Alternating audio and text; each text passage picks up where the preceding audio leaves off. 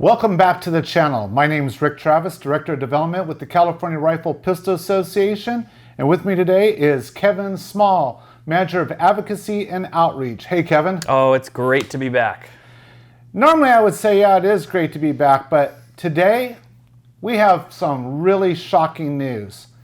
So, Kevin, there's this thing that I remember in grade school called the Bill of Rights. Do you remember that? Yeah, it's a pretty important document. Pretty important document. And in that First Amendment, what were some of the rights that we're all guaranteed? Well, I think the first one that we talk about most is freedom of speech. Freedom of speech, which would mean you would have the right to speak. Generally speaking, I'd say yeah. Yeah. And then you also have the right to talk to government about things they need to fix, called redressing government. I'd hope so, especially since they are supposed to be representing us. And we'll come back to that. But let's talk about today. Today there's a bill called Assembly Bill 1237. Now, for a lot of you, you may not know what this is. It's on our website. But this bill states the following, that if passed, that the Department of Justice will take every record of an ammunition sale, a firearms part sale, a firearms transfer, or a firearms purchase, basically anything you would do with a firearm, and can give that information to the University of California at Davis to sit in an academic's computer, along with, they have to keep it for 25 years. And when the California Rifle Pistol Association, Gun Owners of California, the National Shooting Sports Foundation, and Safari Club International all went to represent you today, they said, oh, we have a computer glitch. Instead of waiting for that technical difficulty to be resolved like common people do every day in business, they said, yeah, you don't get to speak on this one, and they moved on down the road.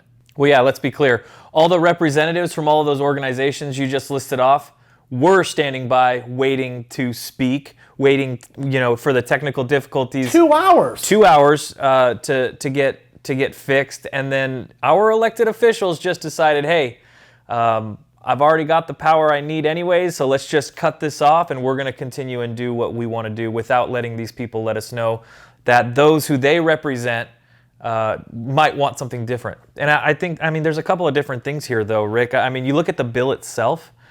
What is the bill actually doing? It's giving our information to, I like how you precisely called them academics. But what does our academic world look like right now? It's a mess. Well, yeah, these are people who are teaching our children the 1619 Project. They're very anti-American, talking about how white people and America has a racist origin. You're also talking about academics continuously doing studies that portray the firearms community in a negative way, kind of working numbers to make things look worse than they are. I think one of the most recent examples of that is the gun violence rates in California specifically, trying to get other bills passed based on a number that is actually false once you take out things like suicide. So, you're basically giving our information to people who are already looking to eradicate our community altogether, and we've seen too many signs of it. And, you bring up a really good point, and one of the problems that we're having is, let's further look at this bill. So, if a law enforcement officer wants to know about you, Kevin, they have to go get a document called a warrant. They have to testify in front of a judge that they will use that warrant only within the scope of that warrant, only for the purposes there. And immediately when they're done with whatever they do or don't find, that information has to be secured. However, that information that a member of the judicial system has to get a document called a warrant for is going to be freely given to academics, their assistants, people with zero background checks, zero penalties, even anything that says, oh, in the event of a breach, this is what happens. There are no security protocols over your private information being provided. This is taking a segment of California's population called a law-abiding gun owner and separating you from the rest of California and you're losing your rights to privacy. For what? What have we done to deserve this? Well, I think it's a continued trend, right? Our former Vice President Joe Biden was backing legislation earlier this year that would have had the location of our in-home firearms published publicly on the internet. So, it's just a continued trend that we see. They are looking to essentially dox gun owners. I mean, when it comes down to it, that's what it is. They want all of those who don't want firearms knowing who you are, so that you can become open to attack. And attack comes in a lot of different ways. It could come in the form of a policeman at your front door. It could come in the form of harassment online. We've seen it so many different ways, and it's opening up all of those possibilities to us. And one of the things it strikes me of just how egregious this is let's just take ammunition as a subsection. So anytime one of us buys ammunition, all of our information from our driver's license is supposed to be taken down, is to be put in a file at DOJ, which is the Department of Justice, which we don't even know how they're going to operate with that information. That information then has to be kept, get this, for 25 years. For 25 years, because I purchased a box of 22 long rifle ammunition, I stay in a database. Newsflash, I'm probably going to shoot that on average in less than a few months and definitely within 2 years.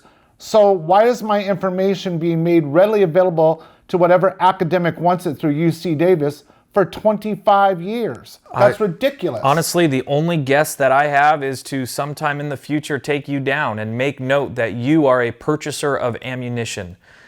And let's look at this. Folks, the average person doesn't get this. I was a scoutmaster for 20 years. I would take a troop with about 40 youth out and their siblings twice a year to a range.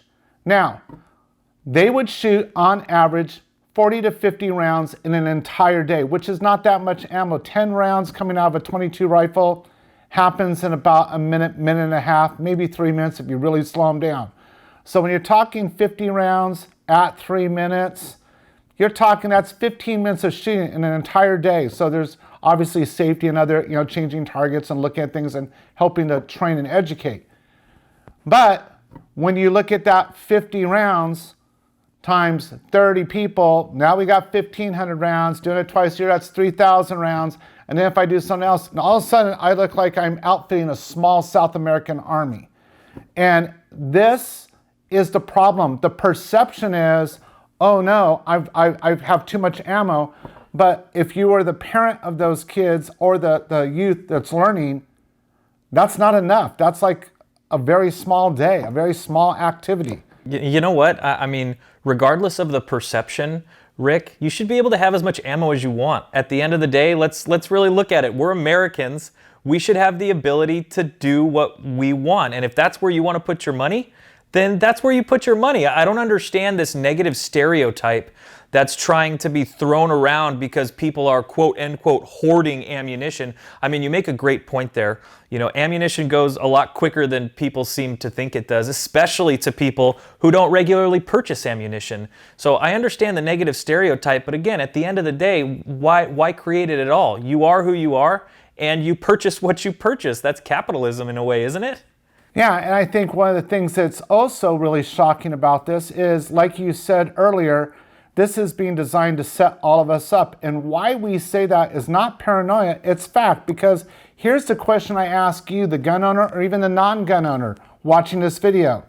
How does tracking a law-abiding citizen's firearm part, because they're trying to keep their firearms safe because one of the parts is worn out over a few years, how does tracking the ammunition that someone might buy to put food on the table, how does tracking that firearm, all with a law-abiding citizen, move the needle of firearm safety, of keeping the public safe for criminals? Why isn't Sacramento passing legislation to give more money to law enforcement so they can go and arrest the 20,000 plus criminals that have been identified as felons, violent felons, who currently have an illegal firearm? No, they're not going after them. They're going after us. Yeah, and it comes back to kind of the same thing. as always, right? I mean, we can preach this day and night. We need to elect the right people. I think on this one, though, public perception and demonization really take the role here. We are not demonizing the right people, and to a certain degree, that comes down to us. We need to get out of our homes. We need to get into the public, whether it be at a local event or an event that you create. We need to start creating this positive perception of the Second Amendment community, because people out there don't necessarily have that right now, and that's what we really need to do to swing this. Wake up, America. And when I say wake up, America, maybe you here in California are going, why did he go, America? Remember who I said they silenced their voices this morning in this testimony. It wasn't just your California Rifle Pistol Association and our great allies, gun owners of California. It was two national organizations. One might even argue one of them is international. Safari Club International and the National Shooting Sports Foundation, which represents all the firearms manufacturers, ammunition manufacturers, and your local gun stores, along with us. They are literally silencing the voice of America in this state. And make no mistake, California loves to export bad politics. You have to look no further than the White House. Join the CRPA today and help us fight back for your rights. And Kevin? As always, leave a comment. And you know what, Rick? I think for today, if you've got a story of being out in the community, spreading the good news on our Second Amendment community, good things that have done, leave a comment below. Maybe something that's coming up, maybe something that happened in the recent past. But as always, make sure to visit us on our social media platforms, like and subscribe and comment to these videos. It really helps us get the message out there. And as always, be safe, shoot straight, and fight back for your rights.